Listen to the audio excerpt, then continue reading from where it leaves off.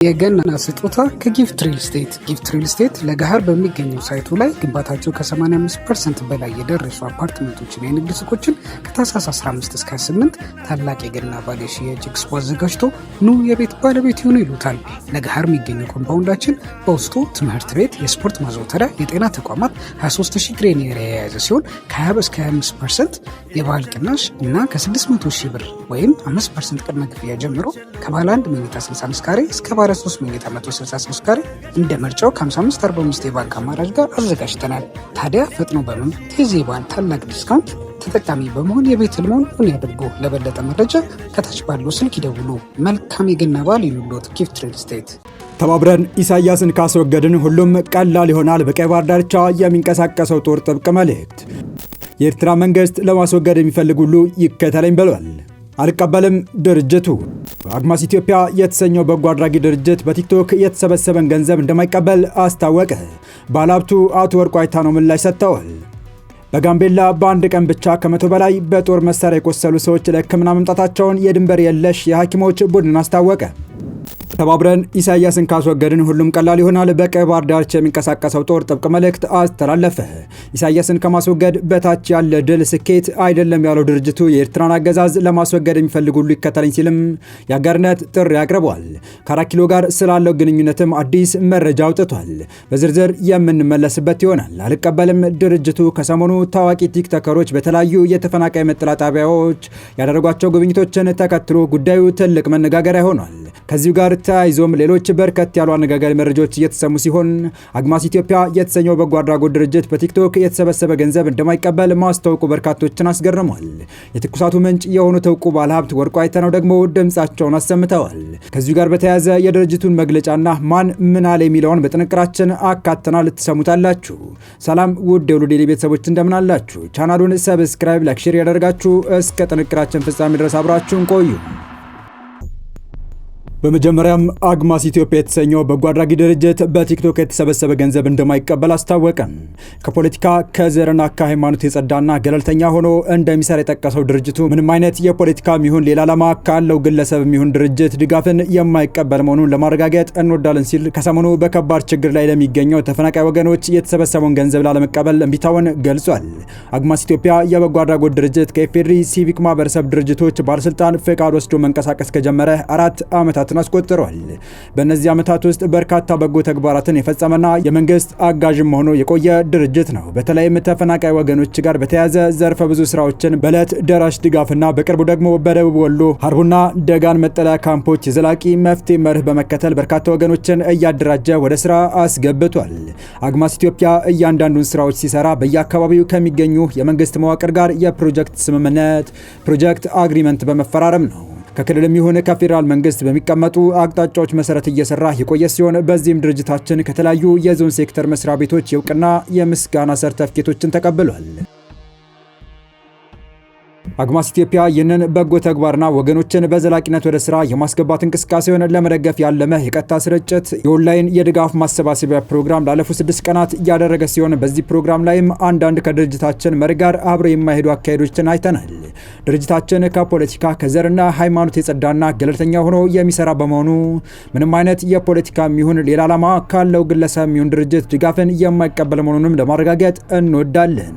በዚህ መሰረት እንዲህ አይነት አመለካከት ያላቸው ጉዳዩን ከድርጅታችን ጋር ምንም አይነት ግንኙነት እንደሌላቸው በማረጋገጥ የድጋፍ ማሰባሰቢያ መርሃ ግብራችንም በይፋ ማጠናቀቅና መዝጋታችንን እንገልጻለን ሲል ተጨማሪ ስጦታ ለመስጠት ያሰቡ አካላት በስህተት እንዳይጭበረበሩ አሳስቧል።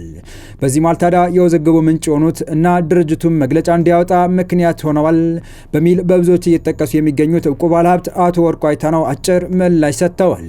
በገቢ ማሰባሰቢያ ፕሮግራም ወቅት 15 ሚሊዮን ብር በመለገስ መነጋገሪያ የሆኑትና ብዙ አድናቆት ያገኙት ባለሀብቱ ወርቁ በማህበራዊ ገጻቸው በኩል የቲክቶከሩን ታኩር ፎቶ በማያያዝ በሰጡት ምላሽ ፋውንዴሽናችን ልበቀና ወገኖችን ዘርና ሃይማኖት ሳይገድበው ማበረታታቱን ይቀጥላል ብለዋል።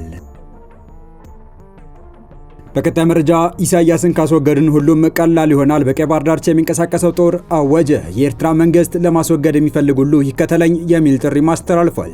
ጉዳዩ ለአስመራ የማንቂያ ደወል ነው እየተባለ ይገኛል። የቀይ ባህር አፋር ዲሞክራሲያዊ ድርጅት የኤርትራ መንግስት ለማስወገድ ተመሳሳይ ፍላጎት ካላቸው ኃይሎች ጋር በጋራ እንደሚሰራ አስታወቀ። ከ28 ዓመታት በፊት የትጥቅ ትግሉን የጀመረው ድርጅቱ ለ10 ዓመታት ለተጠጋ ጊዜ በአስመራ መንግስት ላይ የተጠናከረ እርምጃ ወስዶ ጫና ማሳደር ያልቻለውና አመራሮቹ ኢትዮጵያ ውስጥ የሚንቀሳቀሱት ኤርትራ ውስጥ ነፃ መሬት ይዞ ለመታገል ወታደራዊ አቅሙ በቂ ስላልሆነ እንደሆነ የተጠየቁት ሊቀመንበሩ ኢብራሂም ሃሩን በምላሻቸው ጉዳዩ ከአቅም ማጣት ጋር የሚገናኝ እንዳልሆነ እና የአፋር ህዝብ ኢትዮጵያ ውስጥ ስላለ ብቻ እንቅስቃሴውን በኢትዮጵያ ማድረጉን አስረድተዋል። ሊቀመንበሩ አክሎም ኢትዮጵያ ውስጥ እንንቀሳቀሳለን ማለት የኢትዮጵያ መንግስት ድጋፍ ያደርግላል ማለት አይደለም ሲሉ ከአዲስ አበባ በኩል የሚደረግላቸው አንዳችም ድጋፍ እንደሌለ የገለጹ ሲሆን ከዚያ ባለፈ ግን በትክክል ኢትዮጵያ ውስጥ ሆነን ከፍተኛ ኃይል ያለው ሰራዊት ገንብተን እየተንቀሳቀስን ነው። እዚህም መሆን የመረጥነው ደግሞ በዜግነት ኤርትራዊ ብንባልን በማንነት አፋር ስለሆንን ነው። አፋር ደግሞ ኤርትራም ይሁን ኢትዮጵያ፣ ጅቡቲም ይሁን የት ህዝባችን ነው። የአፋር ህዝብ የኛ ዋነኛ ደጀን ነው ብለዋል። አፋር በጂኦግራፊ ሊከፋፍሉት ቢሞክሩም ያው ሁሌም አንድ አፋር ነው፣ እንደዚህም አንድ ሆኖ ይቀጥላል ያሉት ሊቀመንበሩ አንድ ቋንቋ፣ አንድ ባህል፣ አንድ ማንነት ነው ያለን። እንደሚታወቀው አሁን ላይ አፋር በ3 አገር ውስጥ ተከፋፍሎ ነው የሚገኘው።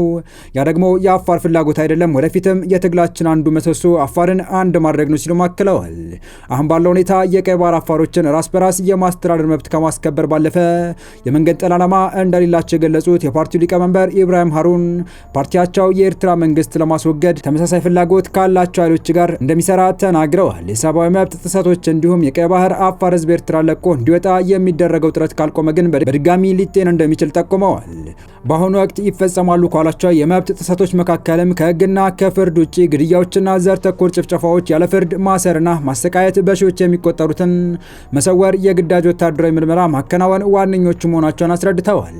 በክሱ ከጠቆሙት ማስረጃዎች መካከል በድርጅቱ የተከናወነ የሰብአዊ መብት ምርመራ ግን በተባበሩት መንግስታትና በአፍሪካ የሰብአዊና ህዝባዊ መብቶች በኤርትራ ላይ የተደረጉ ምርመራዎች፣ ግኝቶችን፣ ማስረጃዎች፣ የመብት ጥሰት የደረሰባቸው የቀይ ባህር አፋር ተጎጂ ወገኖች እንዲሁም በዓለም አቀፍ የሰብአዊ መብት ድርጅቶች የተገኙ የሰብአዊ መብት ምርመራዎች መቅረባቸውን የተመለከተውን መረጃ ከቀናት በፊት መዘገባችን አይዘነጋም።